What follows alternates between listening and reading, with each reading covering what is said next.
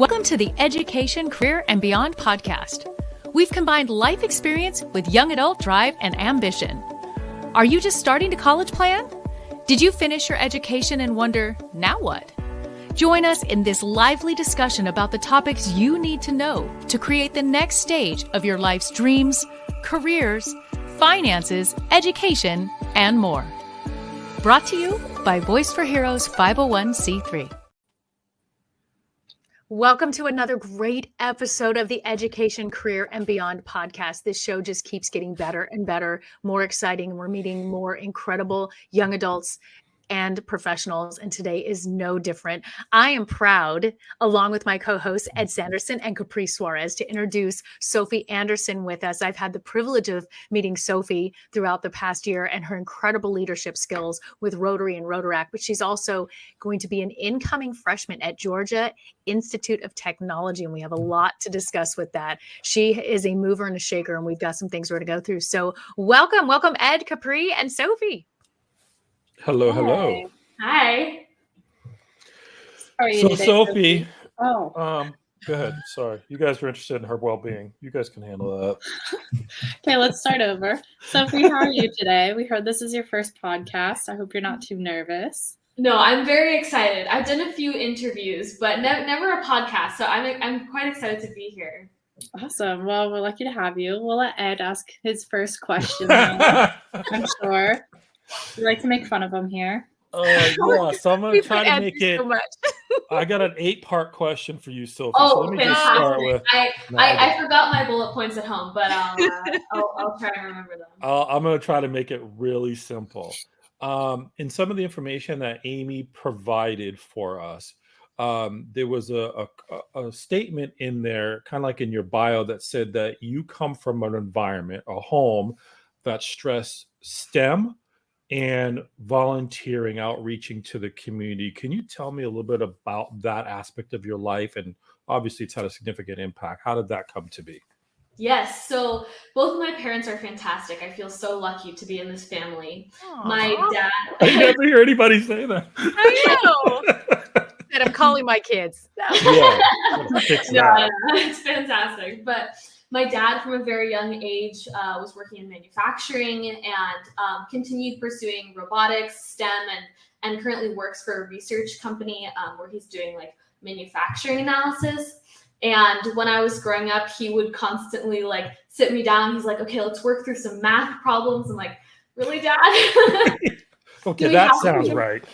Yes, but it has turned into quite a great relationship, and I've learned to really understand and love STEM. But on the other side, my mom is also extremely intelligent in different domains. She's currently the PTSA president of my school, and she's been working so diligently, and I'm so inspired by her to increase the amount of funding that we have for our school. Currently, we're in declining enrollment for our entire district, and a large reason for that is because of like the facilities at the school aren't the best.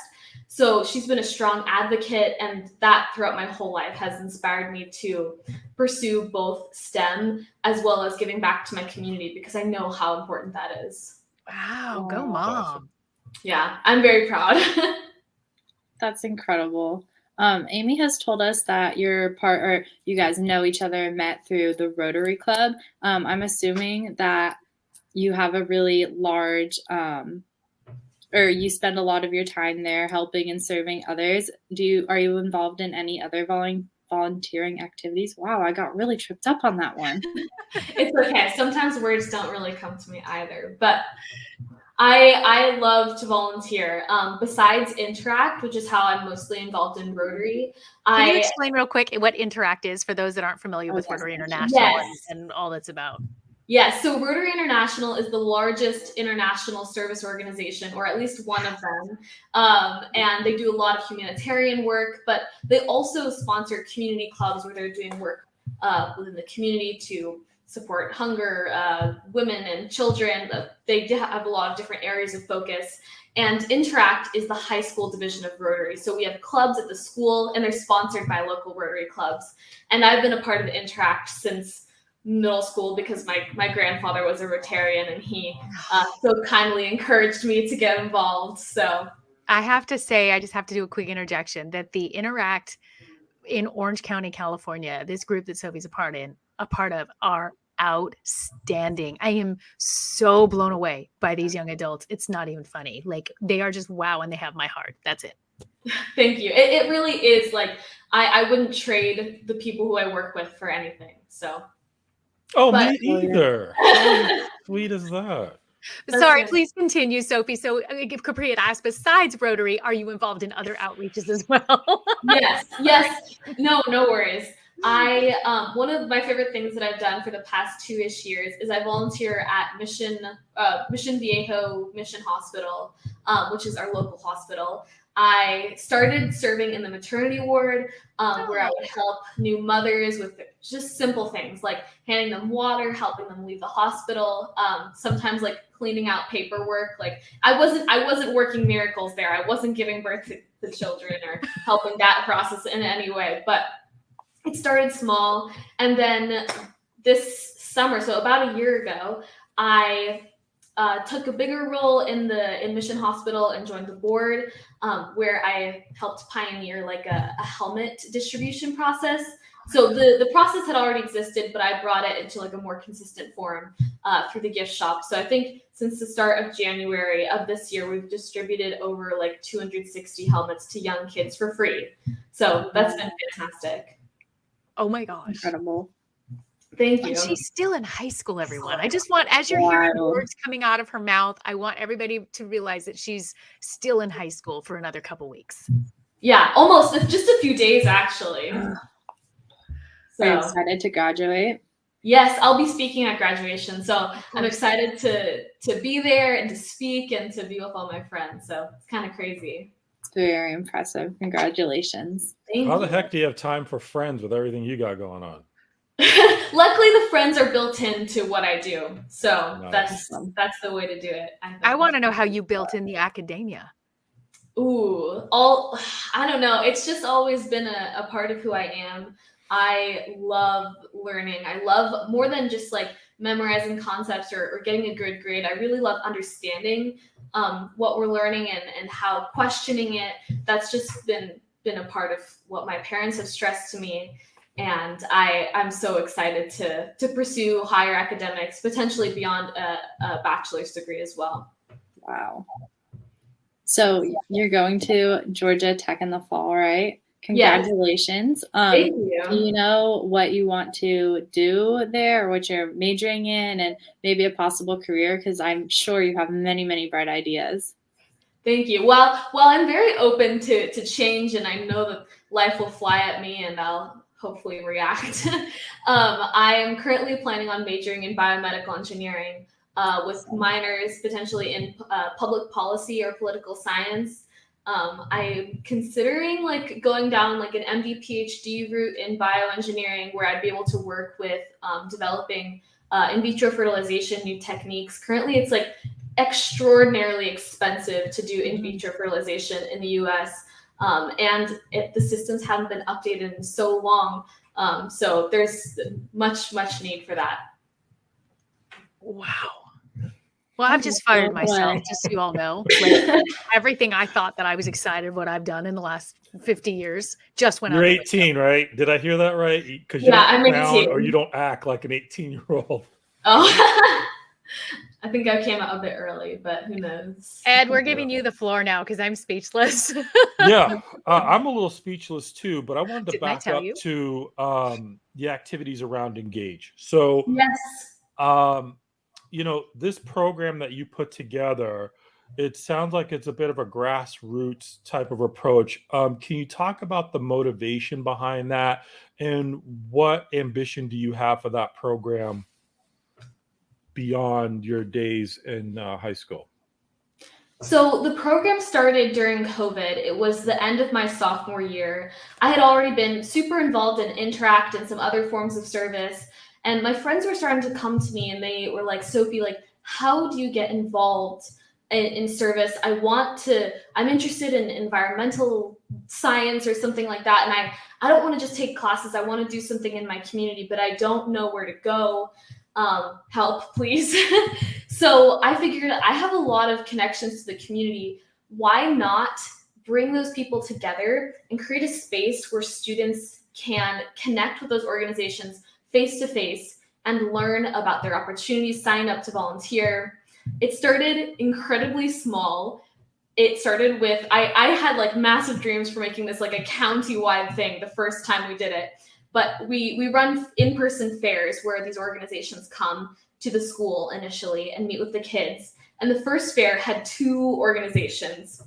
And I was like, wow, this is a lot harder than I thought it was to start something, to communicate a message that hasn't been heard before, and to rope people into being willing to take that risk and to put in that effort. So like I said, started small, 2 organizations at the first fair, which was the fall of my junior year. And then I reached out to some friends and I said, hey, like this is my vision.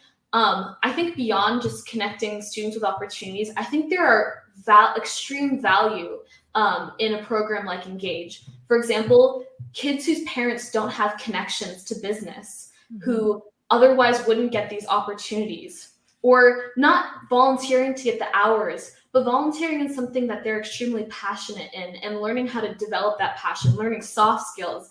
And even if you don't go on and volunteer with any of these organizations, coming to an in-person event where you have to sort of learn how to network, there are a multitude of opportunities and benefits to a program like this. So fortunately, they were willing to, 2 of my friends were willing to step in and help. And I did have, there was a parent advisor, not my parent, but another one from the school. So the second fair was hosted at my high school during lunch.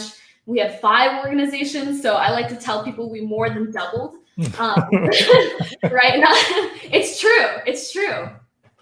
And then I was like, this program is impacting students' lives. We saw when students would come up to the different booths, they would be like, their faces would light up because they thought that volunteering was only like beach cleanups, which some people really enjoy, but it's not for most people. So it really opened their eyes to the different possibilities of giving back.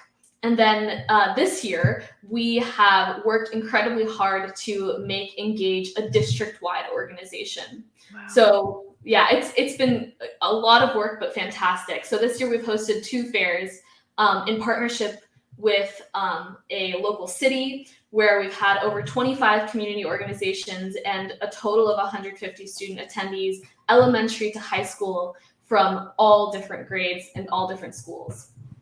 That is awesome. Mad love for that. I know, Sophie. mad love. Thank you. It's really been a joy to do. Mm-hmm. So, Sophie, I don't know if you have an answer to this question, but I'm going to ask it anyways. You've built something. You're going off to college. I was going to ask that. Good. If a young person said, I want to participate, right, but I don't know how to do that, do you have like a template or a thing that you have where it allows this machine that you're building to continue to expand and create value for other communities? Yes. So one of the things that I'm most proud of is the fact that I've included younger leaders in the organization and started to mentor them. So this Engage will continue on. And one of the things that this is completely their decision if they want to. But I think it would be so cool to expand Engage beyond just the Capo Unified School District, to create a template or resources for students to create their own like independent Engage fairs. To create those connections and opportunities for other students. That's something that I hope to inspire my younger leaders to take on and potentially work with them, because I think that this value just keeps multiplying the more that we're able to share, the more that we don't create this culture of like gatekeeping or no, this is mine. It's not, it's ours. That's what the point of this is. The point is to be engaged. And if we try and keep that to ourselves, I think we're doing ourselves and our community a disservice. I love that. That's how Rotarians are.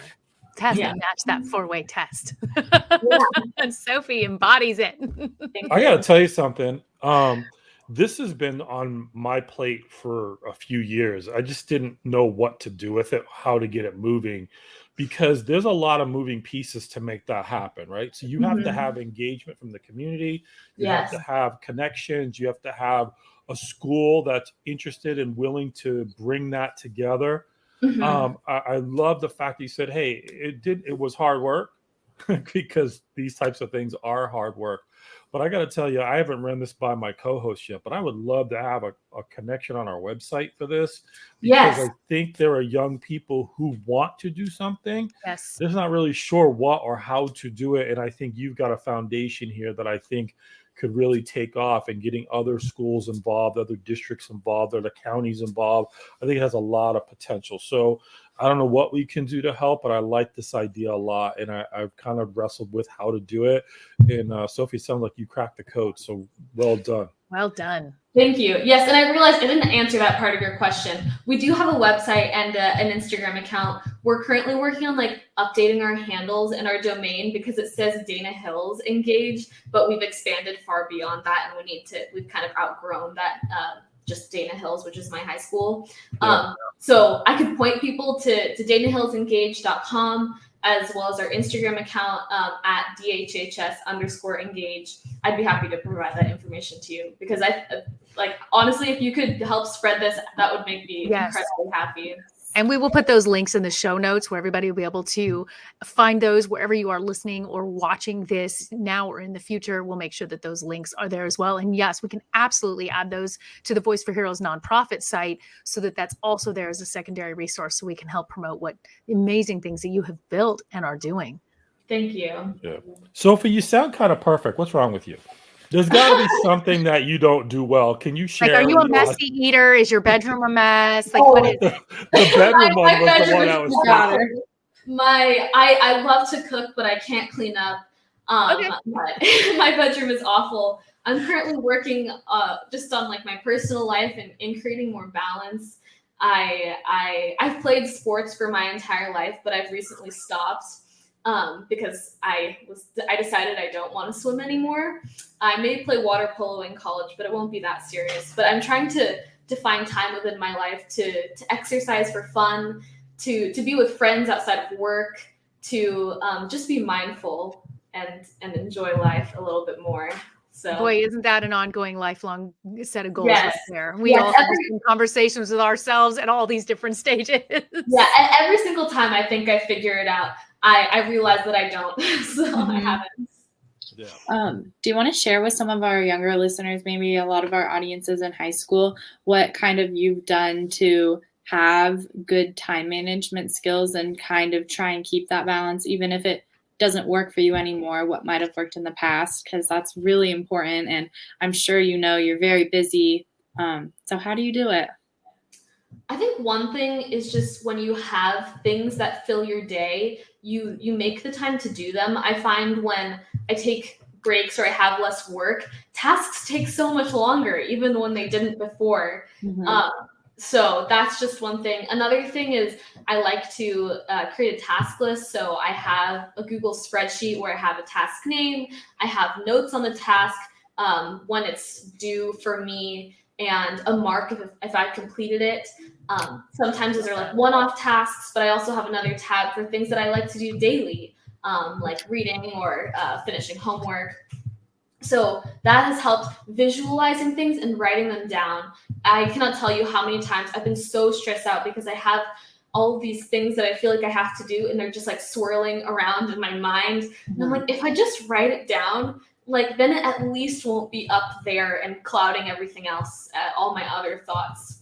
So I also think having a good support system, not that it can always be chosen. I feel very lucky that my parents have helped me create study skills and time management skills. But yeah, like I said, that's as young people, we don't always have the choice for that. So those are just a few things that I try and do. There's some great shout outs to mom and dad in this podcast. I'm hoping maybe there's a new car for graduation or something. Just thought I'd put that out there. No, I'll be driving the Honda Odyssey minivan for a long, long time. So it can fit a lot of stuff in it. Hey, You it know, can. It can. and all your friends. It's so much fun. Yeah, it's fantastic. Sophie, for our young listeners as well, it's so fun to hear where you are and where you're going, but I'd love you to share with us for a moment what that process was for you applying to colleges, choosing Georgia Tech, or if what you were looking at, is that exactly where you wanted to land? What was this process these last 12 months leading up to where you are now with the choice and the acceptance? Okay, so before you answer that question, Ooh. is it Georgia Tech or Georgia Institute of Technology? It's both. Georgia Okay. Tech, Georgia Institute of Technology. There's a million names you can call it. Okay. What a whirlwind of a past 12 months. I have never been through something so mentally challenging and exhausting that I did not expect. Yeah. My experience is slightly different because I think, like Ed, my mom is an independent college consultant, college counselor. So I've always had her in my ear for guidance. So the process started out just me like trying to look at all these different schools. Like I said, my mom kind of was like, hey, maybe you should apply to this school. Maybe you'd enjoy that. But one thing I would highly recommend is like making a balanced list. The MITs, the Stanfords, the Harvards, they're fantastic, but there's got to be a lot of variety of options on there. I applied to schools like University of Maryland. I applied to the UC schools. I applied to Georgia Tech, MIT, Vanderbilt, a lot of other schools. I applied to probably 18 schools. I would probably, if I could do it again, I'd probably do like 15 or less. It ended up being a bit too much. How many essays you wrote Yeah. for those different dynamics of what they needed? Yeah. So then the essay writing process, I had never written like that before. Everything that I had done, at least in my education, was all this like literary analysis, and maybe once you write like a personal narrative for one class. And suddenly I was forced to not only write in a style that I hadn't before, but also to do this deep reflection about my life and what I had done and what I wanted to do moving forward. And that, I think, was the most energy draining and time consuming. And it was quite emotional. I didn't expect myself, not that my essays certainly weren't sob stories or they weren't emotional in that sense, but taking time to like look back on life. And at some points feeling like I regretted certain things, or sometimes feeling like I could have done something better. I have all these friends who are doing incredible things and I don't think I can compare. There were months where I just felt awful about myself. Oh. And I had never been through something like that. And it took that reflection, it took that time to build up my confidence again and really come out stronger and realize like, no, I have done fantastic things and I have the power to do more things that I enjoy. So, and then aside from that, there's like test taking and finally submitting those applications and paying $1 million of those $75 application fees. And then that's why you drive a minivan. Yeah, see, there's the get you in the car. And then it's the waiting game. I was so anxious and like, I just want all the decisions to come out today. Ed calls that no man's land. That's what we even did a whole episode on that waiting time called no man's land. Yeah, I took it during that period of time. I listened to a lot of different podcasts about recommendations. What do you do when waiting? What to think, how to frame your mindset for when you do click that button that says view decision. And that was really helpful for me. And then the days finally came. Luckily, Georgia Tech was one of the schools I got into first. I applied early action and got in. So the rest of the decisions, I'm like, okay, I got into like a school that I really want to go to. It wasn't the top of my list. I have to say, like, I wanted to go to MIT, but hey, everyone wants to go to MIT. And I don't know if I would have been ready for that, which is okay. I applied to a few UC schools. I got waitlisted at Davis, rejected from UC San Diego, and rejected from Berkeley, which I was shocked by. No kidding. Yeah. And I was like, oh my gosh, what is happening? And I realized like a lot of these schools, which people have said are safeties or targets, really aren't anymore. It's getting so much more competitive. Yes. And then there were a few more rejections that came. Actually, yeah, I didn't get into like schools like Tulane, but at the end of the process where I had gotten all of my decisions, I was deciding between Cal Poly San Luis Obispo with their honors program, which I was really grateful to get into, Georgia Tech, University of Maryland with their honors program, and then Case Western Reserve University. And the final like deciding factors were really that I'm not sure if I want to go into med school, but I want to leave that option open. And Cal Poly SLO or San Luis Obispo, they don't have a hospital that's really near them that could provide the necessary volunteer or research opportunities I need. So unfortunately that fell out. And then it kind of came down to Case Western and Georgia Tech. And while Case Western has fantastic research opportunities, they don't have as strong industry connections as I felt Georgia Tech did, at least the way that they promoted it. And because I'm not quite sure, I don't know if I want research or industry or entrepreneurship, Georgia Tech just seemed to have more flexibility and options with what I could study. And that's where the decision came down to. That's really a deep like reflection and just like overview, or I guess it's not even an overview, but you really took your time to research your schools. That's very impressive. Yeah. That's a note for parents and other young people. Not only the school, I agree with Capri, but the opportunities surrounding the institution is how you ended up making that decision. That's a huge writer downer for y'all out there listening. That is a big win. Yeah, not just the name. It's so much like, what can the school, you've already given the school what you could give. What can they give you? Nailed it. Sophie, that's another big one. Quoting that. That totally. Bam. Like I said, I've had a college counselor in my ear for like almost 20 years. So yeah, it obviously paid off. Well done, Mom. By the way, give Mom a full shout out. What's Mom's name?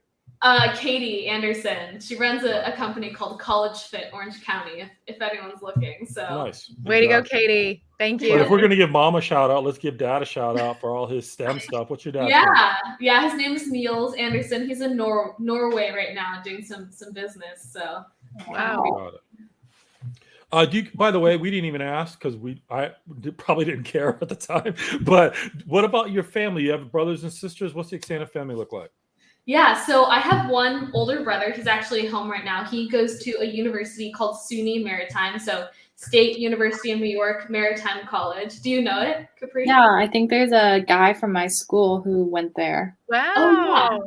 So he is studying electrical engineering, and he is just fascinated by boats. He talks to me for hours about boats, and his name is Christopher. And I tell him, Christopher, like, I'm doing homework. Like, I don't want to hear about your boats. He is going to work for like on an oil tanker for the next few months, just off the coast of California. Love it. Is he making it home for your graduation? No, he's leaving the day of my graduation. How rude. I know. How rude. How rude, Right. yeah. I know, it's awful. But then, other than that, I don't have any other biological siblings, but my family has hosted exchange students, 4 exchange students, most of them for a year, since I was in 7th grade. And that has been such an incredible... Isn't that amazing? We did that as well. Loved it. Yes. And I would full-heartedly call every single one of those students family. I remember like when our first exchange student arrived, he was a senior in high school and I was just in 7th grade, and he was from Switzerland, and I was so nervous and I didn't talk to him at all. And it really like brought me out of a shell that I didn't realize that I had. Learning about his different cultural experiences, having someone new in the home. It was just such a great opportunity. Wow. Incredible. Would you ever consider studying abroad or doing an exchange program? Yeah. Yeah, one of the things I'm most excited about with Georgia Tech is that they have an integrated international program. So I can get my biomedical engineering degree with something called like the international plan. where like I would be interning and studying abroad.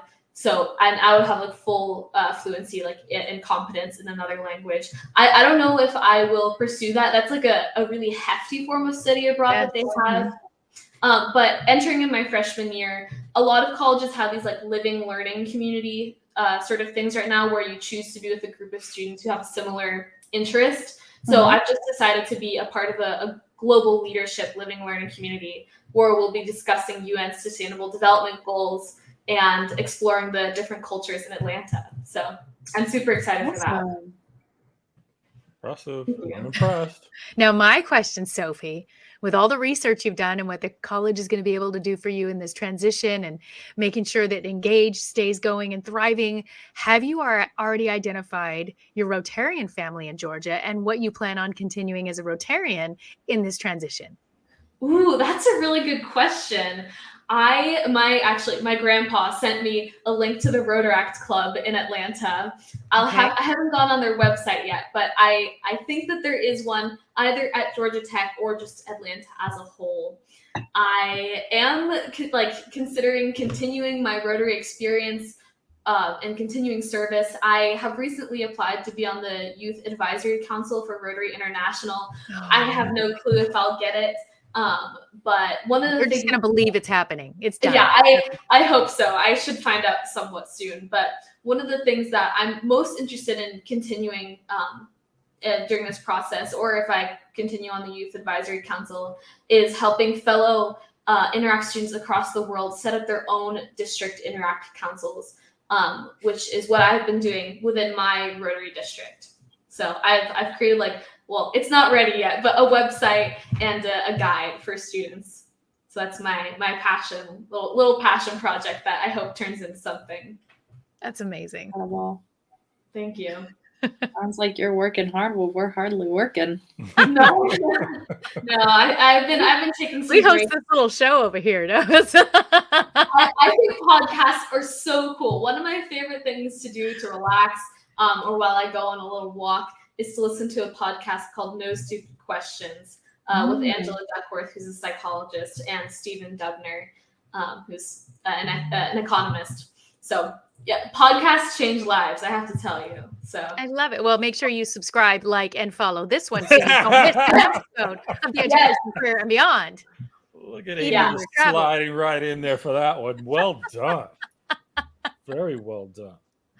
Sophie, I want to know if you have any questions for Capri, because Capri just was where you were a year ago and here in Southern California and left to go to Purdue and then just came back. So she just came around the sun a full circle here in this process and what it's like to leave home and go through these transitions. I think there could be we've got a few minutes for maybe some quick conversation on what you're about to do from an emotional and mental standpoint of making this journey.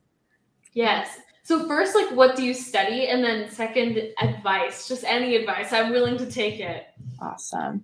I study biomedical health sciences. So in my opinion, it's the perfect mix between everything I love about biology and the human body and everything I don't like about biology that doesn't apply to the human body. So it's really fun. Sorry, what was the second part of your question? Advice. Oh. Also, I understand plants. I would want to study plants. Yeah, plants are cool. We need them, but I don't really enjoy studying them. So I'd say probably one of my biggest pieces of advice that I learned is that everything takes longer than you think it's going to be.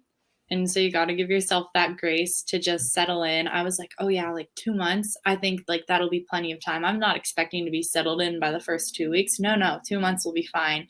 And really nothing started I felt very settled in and comfortable, but I don't know, past the first month of second semester is when everything really started gelling together. And I was like, wow, I've found my community, the people that I want to surround myself with, the people that I want to grow with and learn from.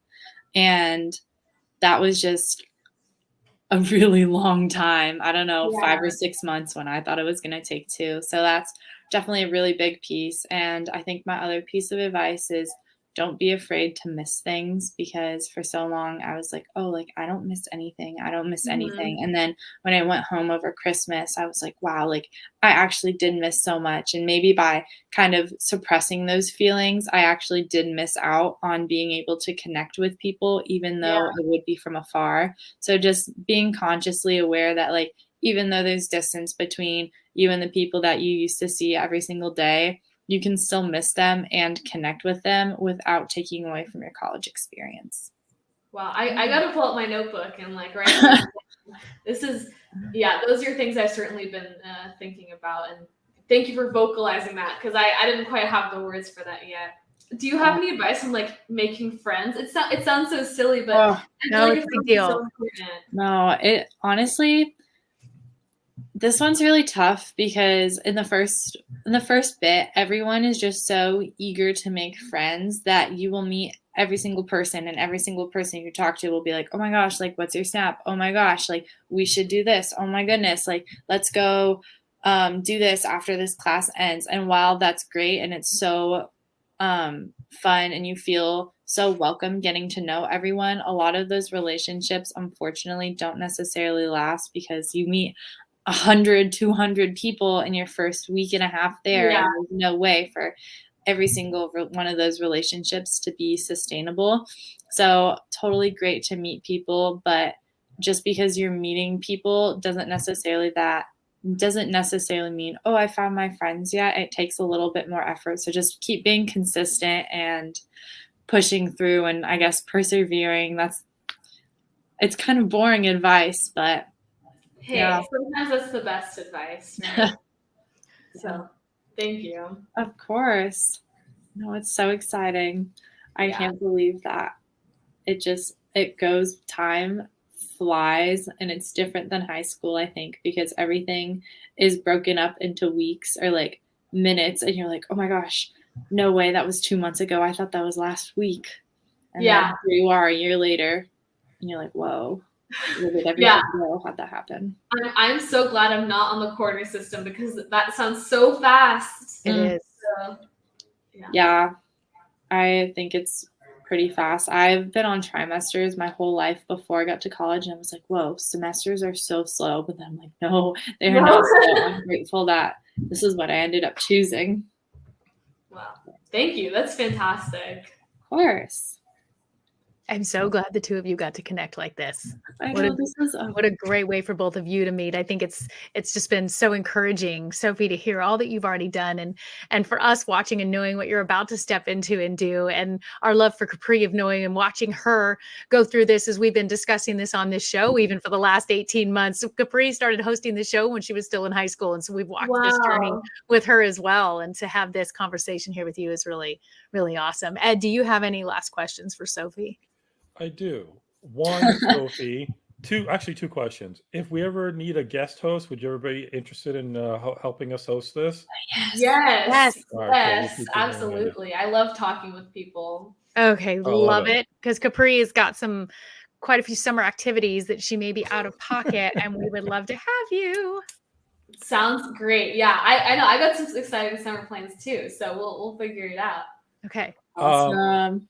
The other question that I've been trying to wrap my head around is in vitro fertilization. I have to know, how did that become something that you zeroed in on and literally are super excited to get involved and develop solutions to that? I've never heard any young person in my entire life say, you know what I'd like to do? I'd like to solve this fertilization situation. Can you talk a little bit about how that came into your life and your focus? Yeah, my parents were living in Norway, trying to have kids, and they couldn't for years. And they realized that in vitro fertilization was the only way to do it. And so they were super fortunate to be living in Norway at that time. It's a country where for the first kid, it does not matter how many attempts it takes, doesn't matter if you fail every single time, it's free. Whereas here in the US, every single attempt, if it fails or not, is around $12,000. so my parents had my brother, and then the second kid you have to pay. So my parents paid for me. It was free for my brother. Well, they are getting their money back with you. Let me say that was a good investment. Thank you.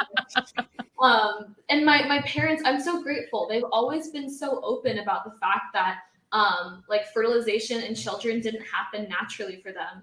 It was a very open and honest conversation, and it's never been a secret. So and then this year, when I've really been becoming interested in science, or in the past few years, last year I took a biotechnology like dual enrollment class at my school, where for the first time I was consistently working in a lab almost every single day of the week.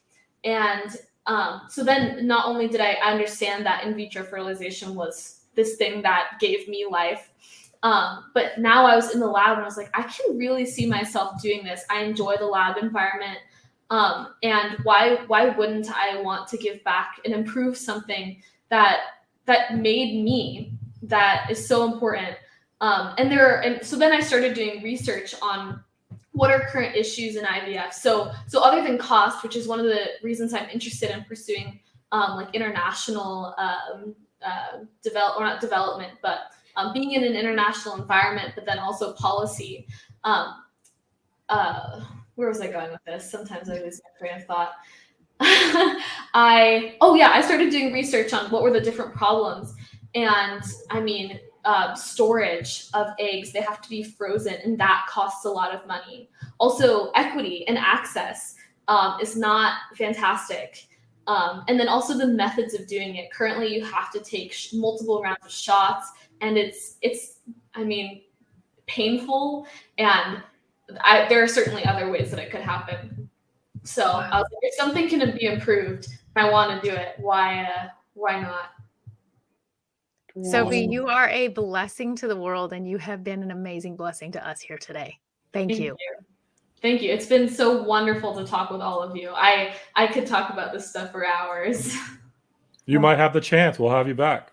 Yes, we will have you back, and we want to take you up on guest hosting. That happens often, and we would love to have you on the rotation if you're available, that you come back and join us. Thank you. I'd be honored. Ed, will you take us home? I will. This has been a very, very exciting conversation. Just the interchange between Sophie and Capri about what her college experience is, Sophie sharing what her application process was. That's why we do the show. We want young people to interact with other young people, as you know, old folks like I am, just to hear the excitement, the enthusiasm. Amy, I ain't ever going to say that. You can say whatever you want. Just the excitement, enthusiasm. It's really inspiring, and that's why we do this show. So Sophie, on behalf of Amy and Capri, we really, really appreciate you sharing your story and your journey. And that's why we founded this show, right? So it's about the education, it's the career, and the beyond. Sophie, you're in step 1 and 2 of that conversation. We can't really wait to hear more about your journey and what's beyond in your future. So, like we always say, if you like the show, give it a old thumbs up, share it with other people. I think her conversation was amazing. And if you want to hear more about it, subscribe, and it'll pop up and let you know when we're having our next show. And then, of course, on behalf of my 2 lovely co-hosts, this is Ed Sanderson. I'm going to let you go. We'll see you on the next episode of Ed.